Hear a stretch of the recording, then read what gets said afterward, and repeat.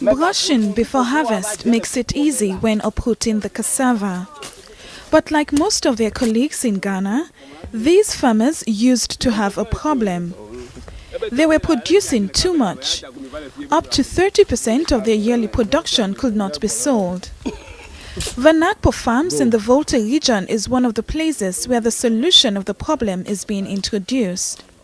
Therein came the cover project headed by Dr. Nanam Teja Giove. Together with the local NGOs, he promotes the use of a new high-quality cassava plant which promises to add more value to the product and increase the yields. The farmer is able to get an increase, more cassava per unit area of farm.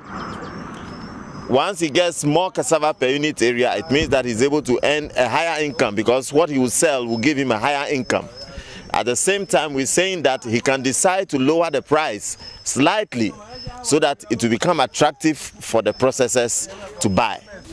The Cover project works with the local NGOs in different communities. Alice Kofi is a field agent working for one of the local NGOs involved in the project. She trains the farmers on the best practices for cassava. I've been training them on these good agronomic practices, from planting, maintenance, to chemical applications, to maturity, how they will uproot them and preserve the cassava sticks for the future farming, or the next farm they will do.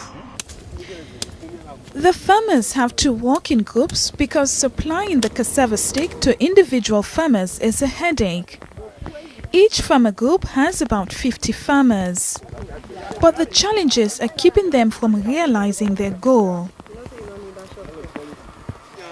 Richard Afenu's group finds it difficult to plow or harvest with only few farmers in the group. We would like to expand, but the inputs that we use to expand, we find it very difficult to get them. Yeah, like by now we should be talking about maybe 50 acres to 100 acres of cassava farm, but because of labor, we will not be able to meet up. After his work in the regions, Dr. Nanam, who is also a research scientist, has to return to Accra.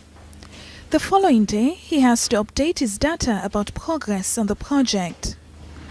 Legalizing the use of cassava flour in the plywood industry and bakeries, according to the scientist, is the best solution for a high demand of cassava flour. The scientist's ambition is to make this dream a reality. Therefore, he works hard to convince government to put more effort on this idea.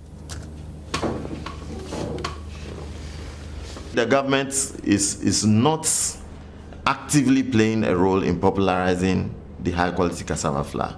It is the project that is trying to popularize the high-quality cassava flour through media campaigns and then aggressive marketing. The project has a dedicated business development advisor, and he goes to the plywood industries and seeks to convince them and undertake internal trials with them. It is now that the government is coming on board.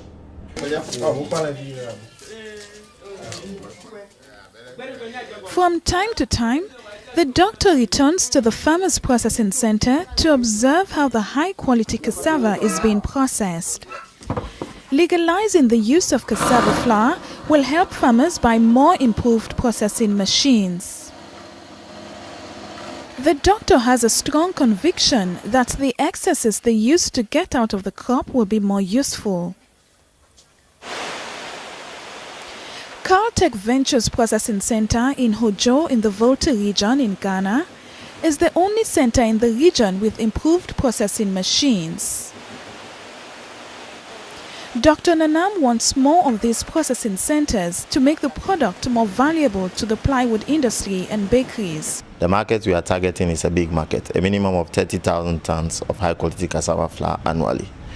And that is the reason why we need processing centers of this capacity, several of them within the country. then we can be sure that we'll be able to meet the market demand. Now, besides, processing centers of this capacity operate according to the quality specification and quality standards. So if we have processing centers, many processing centers like this one, we are sure that the quality of the product that will be turned out will be high and meet the specifications of the market.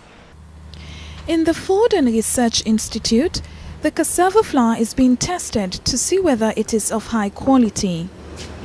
At the laboratory, the product has to prove it meets industry standards. A test will demonstrate it has not been fermented and dried properly for it to be used in bakeries and the plywood industry. It also shows how long the flour can be stored before deteriorating. 3 years on into the project, most of the problems are solved. What is left for Dr. Nanam is to develop new ways of how the product can be accepted by users in the market. But he is optimistic about the future of cassava flour.